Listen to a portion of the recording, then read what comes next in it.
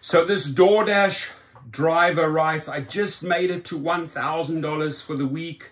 This is the first time on DoorDash and in my life that I've ever made $1,000 in a single week through one employer. So glad I'm finally moving up in the world. Now, I don't want to sound like Simon Cowell from Americans Got Talent that crushes musicians' dreams.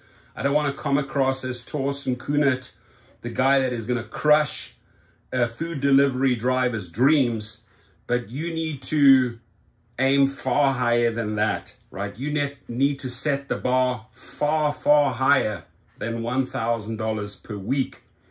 And what saddens me most is that people see the 1,000, right? But they don't break it down.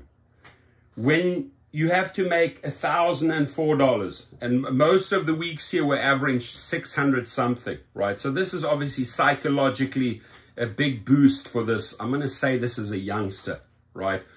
And there are 39 hours and 45 minutes, 40 hours of active driving. We don't look at the active driving. We look at how long am I waiting around for a trip? How long am I waiting around for a delivery? How long am I sitting in my car? And the reality is that the dash time, or the sort of like time it takes to set yourself up for 40 active hours, is actually 50 hours, 51 hours. And if you divide 51 hours by $1,000, you get to $20 per hour, right? And even $20, some people say, wow, $20 is actually above the average wage. No, it's not, because this individual hasn't taken into account the insurance, the wear and tear, the maintenance, the gas, the everything.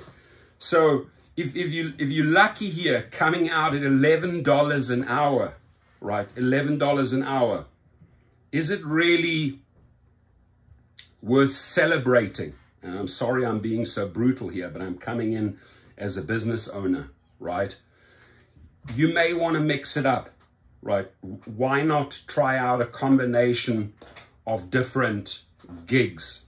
See where you earn the most money. See which hours you earn the most money. Maybe you go, down to part-time and get your average up just because you're working in the peak, right? Let's say you dedicate 15 to 20 hours part-time to dashing, and then the other 20 to 30 hours you go and get another job that actually maybe pays $25 to $30, right? So you can set your bar, you can set your goals far, far higher, right? This guy's name is Christian Schultz, right? Christian Schultz sounds like a German guy.